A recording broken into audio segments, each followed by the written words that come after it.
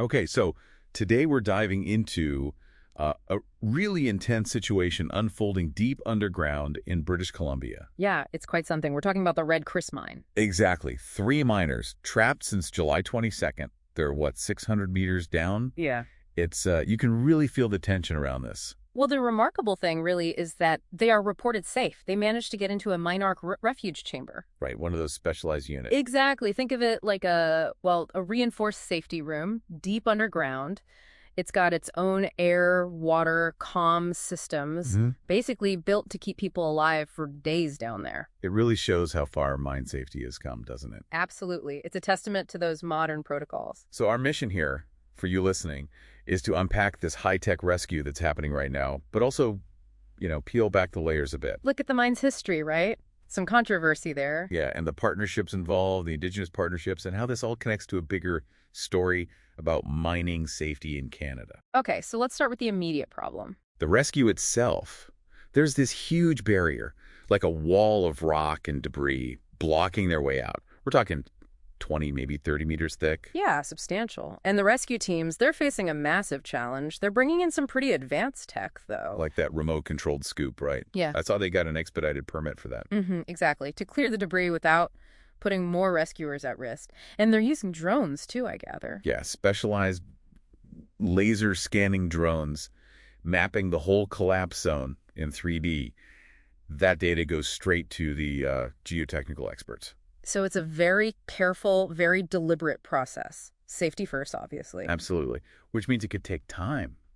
Weeks, potentially. And getting communication reestablished, that's got to be a huge priority, too. Just knowing what's happening on the other side. Definitely. But, this collapse didn't happen in a vacuum. No, it didn't. And that's where the context becomes really important. This happened during work on a major expansion, right? A fast-tracked one. The block cave operation. Exactly. Which is, it's an efficient mining method, but it's inherently complex. You're basically inducing controlled collapses to get the ore. And this specific expansion was prioritized by the BC government. Right. And the Red Chris mine itself, it has a history. It was flagged in that review after the Mount Poly disaster back in 2014. Similar concerns about tailings dam foundations. And there were other issues, too.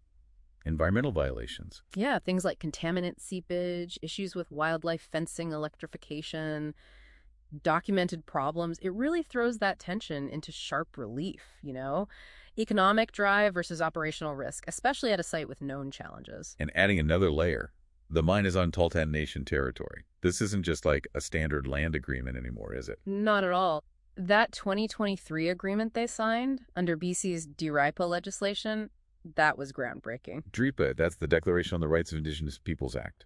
Right. It gives the Tahltan Nation real consent rights, significant say in operations, plus major economic benefits. You're talking hundreds of Tahltan members employed, massive revenues for their development corporation. So this crisis now, it's a huge test for that partnership, isn't it? Absolutely. It's testing how that co-management, that indigenous sovereignty, works in practice under extreme pressure. It's not just theory anymore. Yeah, real-world application in an emergency. And what strikes me is how the miners' survival, their safety in that refuge chamber, connects back to Canada's wider mining safety story. You mean like lessons learned from past tragedies? Precisely. Those mandatory refuge chambers, they're a direct result of disasters like Westray back in 1992. Remember that? 26 miners lost. A terrible incident. Led to major changes, didn't it? Huge changes. Union advocacy eventually led to the Westray Law in 2004. That amended the criminal code, making corporations criminally liable for negligence causing harm. So the fact these miners had a refuge chamber to go to is a direct legacy of that fight. It's a story of ground failure, yes, but also a powerful example of how legislated safety measures born from tragedy can actually work. It turns a potential catastrophe into, a stark reminder of progress. So when we pull all these threads together, what's the key takeaway here? Well, I think the Red Chris situation, it's more than just a rescue operation. Yeah, it feels like a stress test, almost. Yeah. Pushing modern research,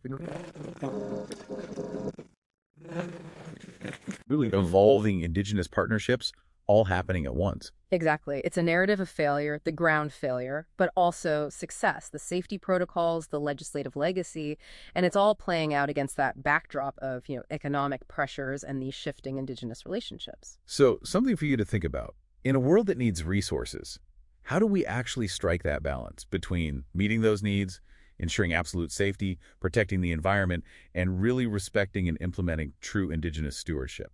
It's a tough question, and one that incidents like this force us all to confront.